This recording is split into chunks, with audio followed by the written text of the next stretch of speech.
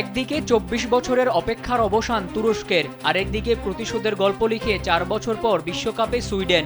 ২০০২ বিশ্বকাপের সেমিফাইনালে উঠে রূপকথার গল্প লিখেছিল তুরস্ক। এরপর একে একে কেটে গেছে ২৪ বছর, কিন্তু বিশ্বমঞ্চের বাছাই পর্বই পার করতে পারছিল না তারা। অবশেষে সেই অপেক্ষার অবসান। কসোভোর রাজধানী প্রিস্টিনায় স্বাগতিকদের ১-০ গোলে হারিয়ে ২০২৬ বিশ্বকাপের চূড়ান্ত পর্বে জায়গা করে নিল তুরস্ক।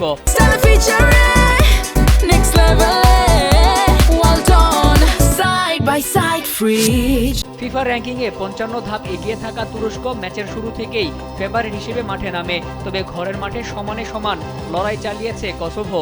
তবে ম্যাচের ৫৩ মিনিটে আক্তারকোগলুর একমাত্র গোলে ২ যুগ পর বিশ্বকাপের মূল পর্বে উঠল তুরস্ক। ২০২৪ ইউরোর কোয়ার্টার ফাইনালে খেলা দলটি এবারের বিশ্বকাপে খেলবে গ্রুপ সিতে। সেখানে তাদের লড়তে হবে অস্ট্রেলিয়া, প্যারাগুয়ে এবং অন্যতম আয়োজক দেশ যুক্তরাষ্ট্রের বিপক্ষে।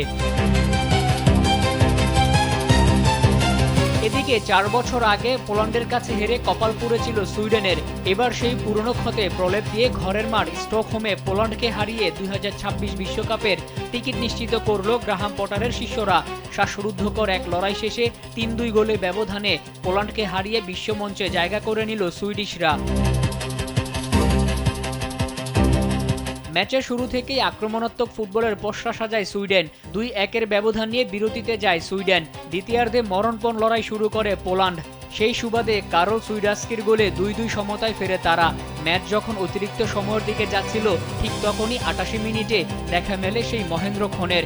বেসফোর্ট জেনেলের একটি শট পোস্টে লেগে ফিরে আসলে ফিরতি বলে ফাঁকা জালে বল জড়িয়ে দেন ভিক্টর গিউকেরেস। গিউকেরেসের এই নাটকীয় গোলেই নিশ্চিত হয় সুইডেনের বিশ্বকাপ যাত্রা। এই জয়ের মাধ্যমে ৪ বছর আগের প্লে অফ ফাইনালে পোল্যান্ডের কাছে হারের প্রতিশোধ নিল সুইডেন।